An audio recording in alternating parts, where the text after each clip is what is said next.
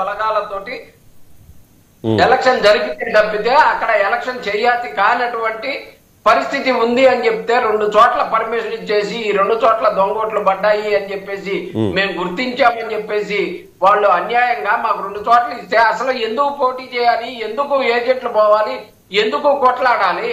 ఎక్కడైనా అభ్యర్థి ఇంటి ముందు 200 మందితోటి షామియానా వేసి వంట వండుకుంటూ కూర్చొని అభ్యర్థిని బయటికి రానియకుండేటటువంటి ఎలక్షన్ ఎక్కడైనా చూసామో? కనీసం అభ్యర్థిని కూడా ఓటేయండి. ఇలా మేము ప్రొటెక్షన్ ఇస్తాము రండి ఓటేయండి అని చెప్పి, మేము ప్రొటెక్షన్ ఇస్తాము రండి ఓటేయండి అని చెప్పి, వినండి చిన్నపరెడ్డి గారు, మేము ప్రొటెక్షన్ ఇస్తాము రండి ఓటేయండి అని చెప్పి హేమంత్ రెడ్డిని అడిగినా కూడా ఆయన ఓటేయడానికి రాలేదు అనేది తెలుగుదేశం పార్టీ నాయకులు చెప్తున్న మాట.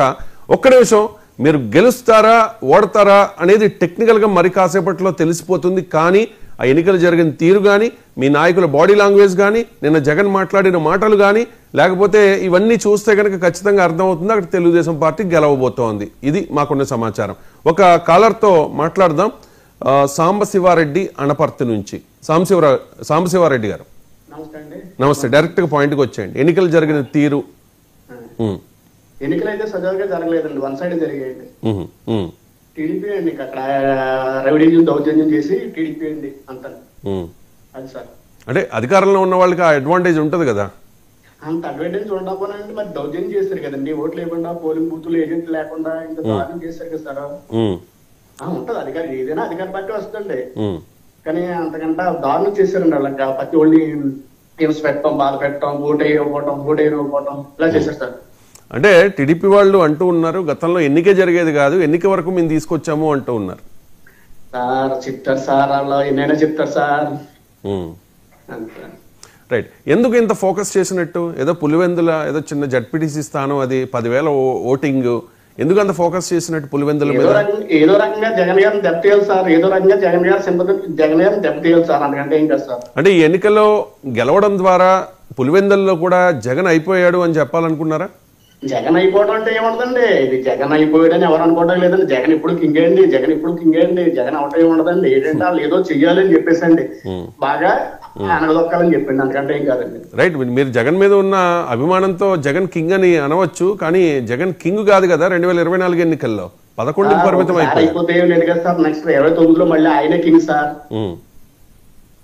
అంటే గెలవాలని కోరుకుంటున్నారా, గెలుస్తారని మీరు అంచనా వేస్తున్నారా? పక్కా గెలుస్తారండి, గెలుస్తాడు.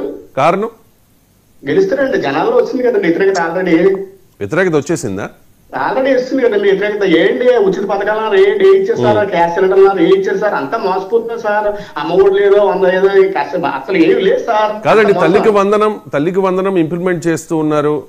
రేపటి నుంచి ఇది శ్రీశక్తి ఉచిత మహిళలకు ఉచిత రవాణా బస్సుల్లో, దాంతోపాటు ఇంకా మిగిలిన పథకాలన్నీ కూడా. గ్యాస్ సిలిండర్ అన్నారు, యాక్చువల్లీ 3 ఇవ్వాలి కానీ 2 ఇచ్చారు కదా, అంటే స్టార్ట్ అయింది కదా. ఒక సిలిండర్ రాలేదండి, ఒక సిలిండర్ కూడా రాలేదు సార్. ఉచిత బస్సు పెడుతున్నారు సార్, ఉచిత బస్సు పెడుతున్నారు. దానికి ఎన్ని లింకులు పెడతారో చూడండి సార్, ఎన్ని లింకులు పెడతారో చూడండి.